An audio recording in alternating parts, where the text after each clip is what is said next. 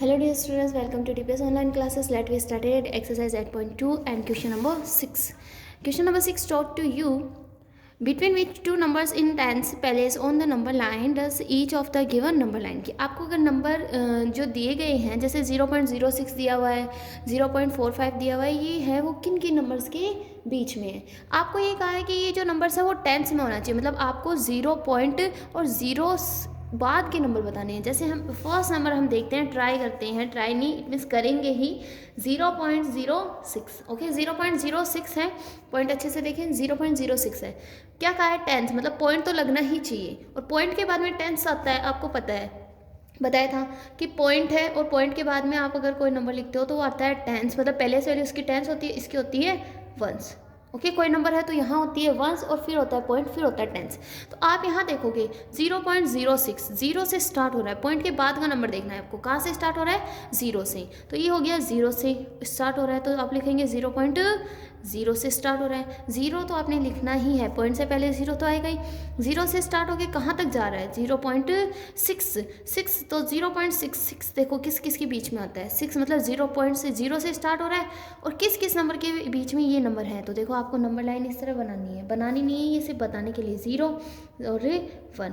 Okay यहाँ आपका आ गया 0.05 तो आपका यहाँ जाएगा 0.06, कुछ नहीं है। जो नंबर लाइन हमने सीखी है उसमें बस 1.10 और लगा देंगे तो हो जाएगा बस यहाँ पर। ये हो गया 0.06 है किस किस नंबर के। तो उसी तरीके से जैसे हम यहाँ नंबर देखते थे और उसके आगे वाला नंबर देख के बताते थे कि ये दोनों किसके बीच में है, तो बस उसी तरीके से यहाँ 0 है फिर 0.0 के बाद में क्या आता है 1, तो हो गया 1, मतलब ये जो नंबर है वो किसके लाई बिटवीन है, तो आप लिखोगे बिटवीन 0 एंड 0.1।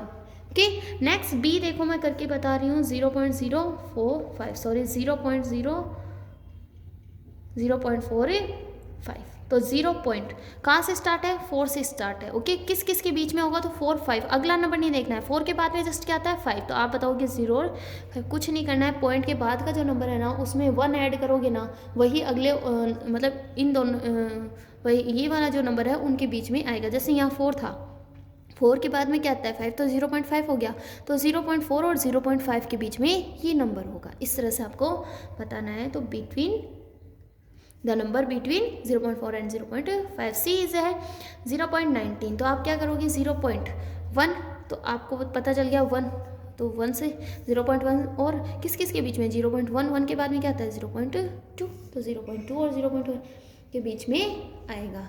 क्या देखना है जो नंबर है वो आपके बाद में जैसे 0 है, जैसे यहाँ मैं बताती हूँ 0.19 है, 199 है।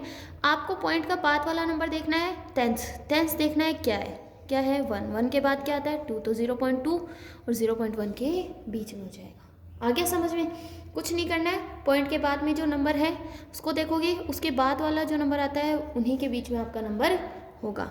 जैसे मैं बात करते हैं डी की, वो है 0.66, तो इसका आंसर देखो कैसे होगा 0.6 और किसके बीच में होगा, तो किसके बीच में होगा 0.7 के, क्योंकि 6 के बाद में 7 आता है तो 0.7। अब टेंस है, देखो हर में एक बार में सब में देखोगे तो टेंस आ रहा है, पहले से वैल्यू ये पॉइंट टेंस में आ रही है, तो हमें बताना ही टेंस में था।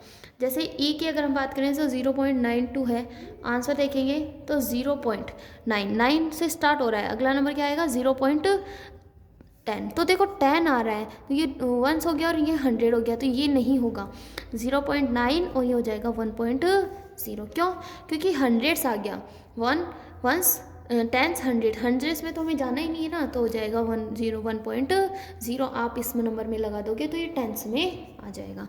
ओके एफ है वो आप देखेंगे 0.57, आंसर देखेंगे ना 0.55 से स्टार्ट हो रहा है। ओके कहाँ किन किन नंबर्स के बीच में ये नंबर, तो इसके बाद में क्या आता है 6, तो 0.5 और 0.6 के बीच में आपका ये नंबर होगा। इसी तरह से आपका क्वेश्चन नंबर 6 है जो एक्सरसाइज 8.1 का है, तो एक्सरसाइज 8.1 और उसका क्वेश्चन नंबर 6 भी मैं इसी में करा रही हूँ, क्योंकि क्वेश्चन नंबर 6 मैं इसी में करा रही हूँ, पीछे की क्लास में अगर नहीं है तो देख लेना। आपको पता है कि मीटर होता है उसे हम सेंटीमीटर में चेंज करते हैं, तो क्या आता है मीटर को, मतलब आपको पता है कि 1 सेंटीमीटर में कितने मीटर होते हैं 10 मिलीमीटर।